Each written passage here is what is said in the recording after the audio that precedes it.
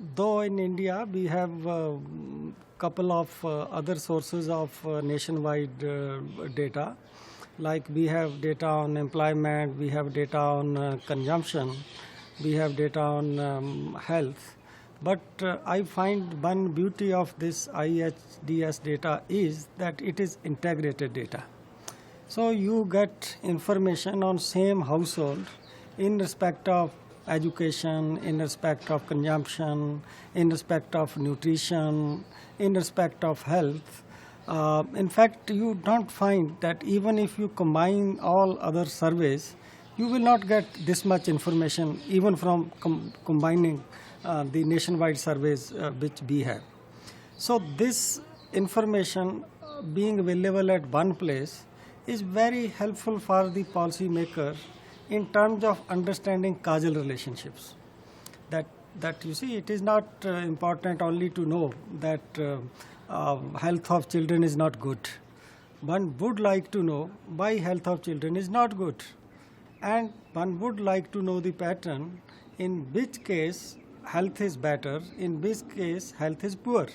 So I feel that from policy making point of view, both for Niti Aayog and also for other ministries, this data has its own value.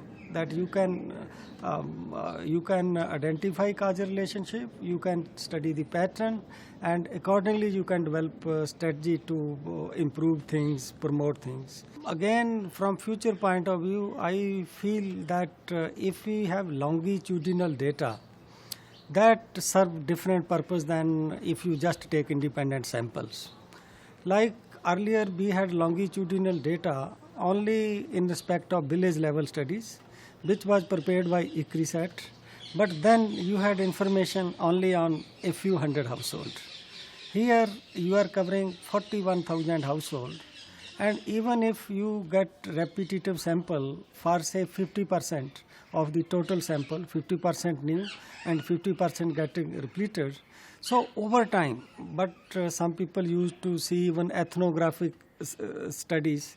So I feel that looking over time to same household, how they are changing, that will help in understanding how Indian society, how India's economy at household level is evolving over time.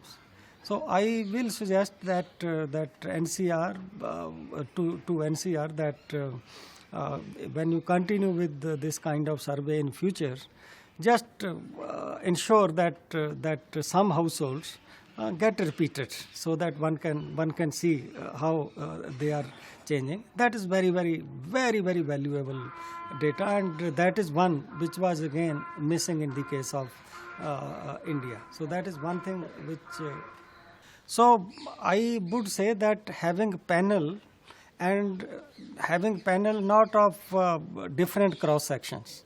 So you are having a panel where you have a repeat sample of at least half of the household, and that way you have that longitudinal view, that how same family they are graduating, how society is evolving, we know poverty. It is not a static phenomena that some people are improving and some people are deteriorating. So if you look at household, some improve and some deteriorate. So one would like to know what are characteristics of household who are escaping poverty, what are characteristics of household which are entering into poverty. That kind of thing can be seen only from a longitudinal data. So I want that you emphasize this aspect, that in future at least 50% of sample should be a repeat sample. No, I see enthusiasm among them. I find they are fascinated about it. I find them talking to each other that so far many of them they were exploring only one aspect. So I found them that how they can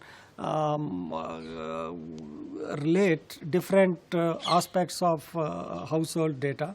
So I feel that they will give totally different orientation of their search. And when I talked to them, I told them that Niti Aayog now is giving lot of emphasis on health, on sanitation.